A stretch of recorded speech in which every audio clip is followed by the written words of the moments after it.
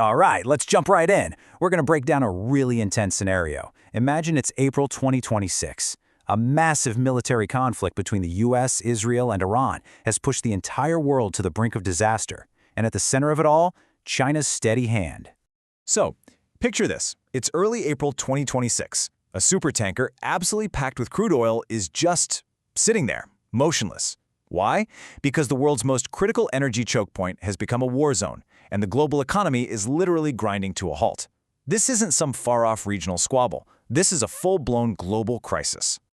So, in a world that's basically on fire, you have to ask, who can possibly step in? Who can offer a diplomatic off-ramp to get us out of this mess?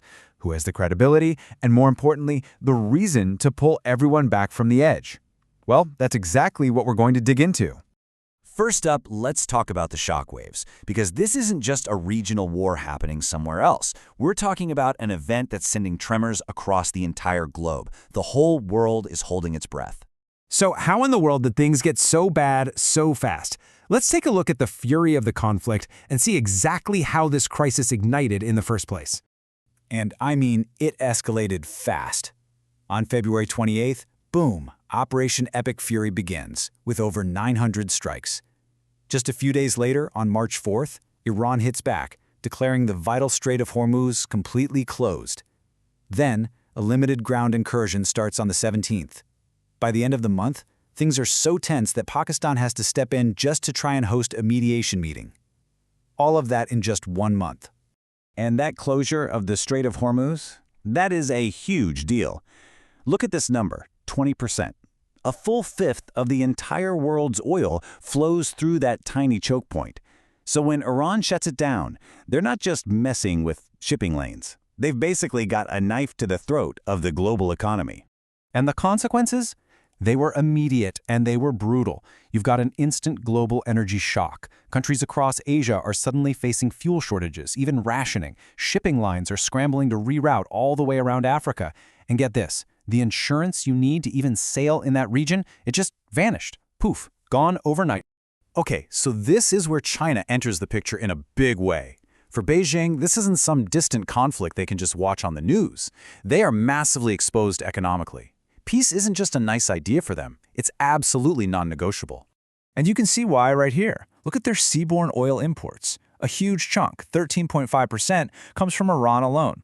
And that doesn't even count the other Gulf states. China is the biggest customer for Gulf energy, period. So when that strait gets blocked, Beijing's energy security is in serious, serious trouble. So Beijing's game plan is guided by 4 key things. Number 1, protect those energy imports at all costs. Number 2, safeguard their massive Belt and Road Initiative projects in the region. Number 3 is a big one, do not get dragged into a military conflict. And finally, number 4, use this as a chance to show the world that China can be a responsible great power, a peacemaker. And this quote from Foreign Minister Wang Yi really sums up their public message. Weapons are ominous tools. This is a war that should not have happened. It's a clear shot across the bow saying, this is doing no one any good, and basically telling everyone that diplomacy is the only real path forward. Okay, so what does China's diplomatic playbook actually look like in action? They didn't just issue statements, they kicked off a full-on, multi-track diplomatic offensive. And at the core of their strategy are these 5 principles. It's their framework for how to solve this. They're talking about respecting national sovereignty, rejecting the abuse of force, not interfering in other countries' business, and pushing for a political settlement. And that last one is key. Major powers need to act with justice. It's a pretty direct critique of how this whole thing started, right? And look, this wasn't some cushy diplomacy from a fancy hotel. China's special envoy was literally on the ground, in the thick of it.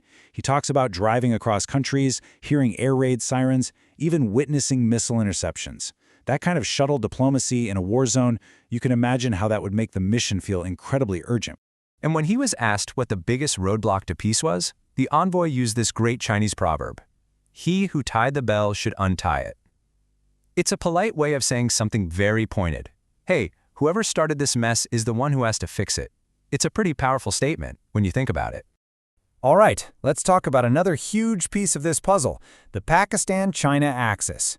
This so-called Iron Brotherhood really got put to the test in the crucible of this crisis.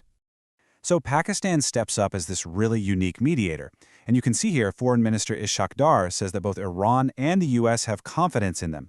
Why Pakistan? Well, they're one of the very few countries that has a decent working relationship with both sides. That's incredibly rare and incredibly valuable here. And this is where the partnership really clicks into place. Think of it like this. Pakistan is the on-the-ground negotiator, the one actually facilitating the talks. But China is the heavyweight in the corner, providing the backing that makes it all credible. China's support is what gives Pakistan's mediation real teeth and positions China as a potential guarantor for any final deal. It's a two-part play. Okay, let's zoom out for a second, because this crisis is about more than just this one conflict. It's really become a showcase for two totally competing visions for the future of peacemaking and global security. And the two approaches couldn't be more different. On one hand, you've got unilateral military action, the thing that kicked this whole mess off, which leads to, well, catastrophic consequences. And on the other hand, you have this model of principled multilateral engagement, patient diplomacy that's all about shared security and international law. It's a real fork in the road. So where does that leave us in April 2026? On a knife's edge, basically. Yeah, there are indirect talks going on through Pakistan. The U.S. has put a 15-point framework out there. Iran has its own list of demands, including reparations. But the bottom line is nothing is settled. And all the while, the clock is just ticking for the global economy. And that leaves us with a big final question, right? In a world where it's so much easier to just escalate, can this kind of patient, principled, and persistent diplomacy actually create enough space for reason to prevail over retaliation? It's a heavy question, and the answer, well, it's not just about the Middle East. It could very well define the future of peacemaking for everyone.